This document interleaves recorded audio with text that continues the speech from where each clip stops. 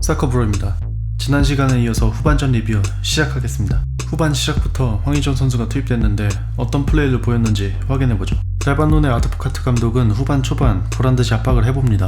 역습 시에 전진에 가담한 숫자가 전반보다는 분명히 늘었습니다. 뿐만 아니라 투입된 황의조에게 두세 명의 마킹을 꾸준히 붙입니다. 최근 황의조의 득점이 저하된 것은 이렇게 상대 감독들이 특별히 견제하기 때문인데, 아시안게임을 통해서 소니뿐만이 아니라 황의조도 위력적이라는 것을 확인하고 이후부터 데뷔를 철저하기 시작했죠. 어쨌든 이로 인해서 이재성의 공간을 더 많이 확보하게 됐습니다. 이런 장면은 후반 초반부터 심심찮게 볼 수 있었는데, 여기서 홍철이 수비 3명에게 둘러싸인 황의조에게 패스하는 것은 좀 무리였고, 빈 공간으로 올라온 황인범에게 전달하는 것은 아직은 수비에 막혀서 불가능에 가까웠습니다. 이때 황의조는 침투하는 듯 움직임을 가져가면서 3명의 마킹 선수들을 데리고 나갑니다. 이것으로 미드필더는 더 많은 공간을 확보하게 되는데, 이번에는 여기 황인범 선수가 그 공간을 차지하면서 공격을 이어나갔습니다. 이런 움직임이 황의조 선수의 주특기 중 하나인 페이크 러닝인데, 기본적으로 오프더볼과 팀을 이용하는 능력이 좋기 때문에 적절하게 사용하는 모습을 자주 볼 수 있습니다.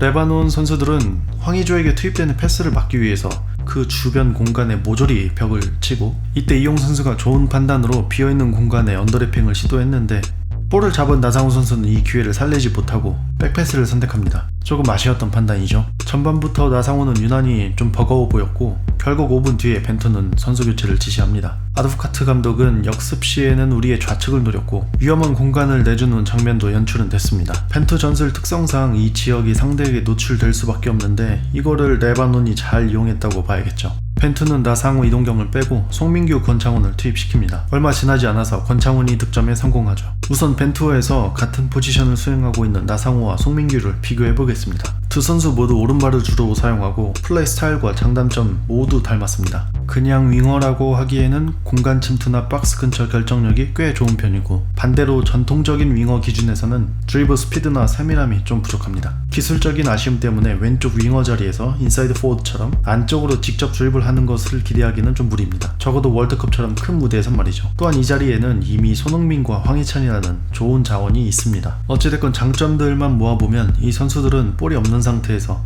위치 선정, 공간 침투를 통해서 마무리에 집중하는 스트라이커와 비슷한 역할을 부여하는 게 더 적합하고, 이는 상대의 수비 라인이 높아서 이 선수들이 침투할 뒷 공간이 많이 확보됐을 때 비로소 재활약을 할 수 있다는 얘기죠.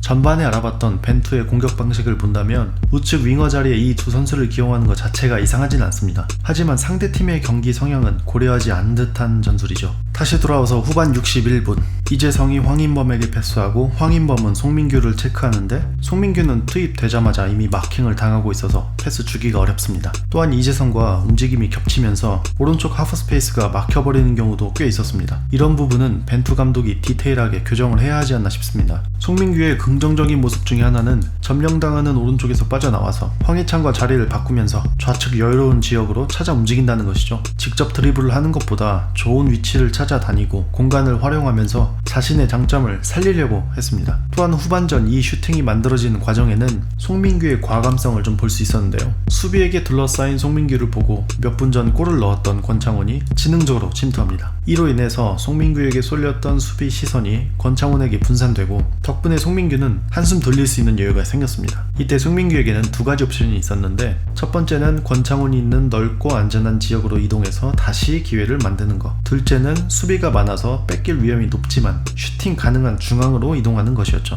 그의 선택은 역시 수비진 속으로 과감하게 뛰어드는 것이었고, 이후에 위협적인 중거리 슛을 시도했습니다. 약 10분 후에도 비슷한 상황, 비슷한 자리에서 슈팅을 시도했습니다. 과정을 만드는 세밀함은 부족했지만 마무리는 확실하게 했습니다. 한국 선수들은 박스 근처에서 생각이 좀 더 많아지고 걱정이 앞서서 슈팅 타이밍을 놓치거나 이후 플레이가 흐릿해집니다. 그런데 송민규는 적어도 그 점에 있어서는 기존의 선수들과 차이가 있습니다. 어찌됐건 박스 근처에 가면 슛을 뱉어낼 수 있는 유형이죠. 하지만 아쉬운 점도 많았습니다. 대표적으로 73분, 이용은 침투하는 송민규를 보고 공간에 패스를 넣어줬습니다. 하지만 송민규는 상대 수비와 속도전에서 밀리며 공을 뺏겼습니다. 아무리 송민규 선수의 장점이 속도가 아니라곤 하지만 좀 아쉬웠습니다. 왜냐면 상대는 주 포지션이 센터백이고 발이 느린 게 약점인 선수였거든요. 75분 김민재 선수가 하프라인까지 저돌적으로 드리블하면서 역습 찬스를 만들고 있습니다.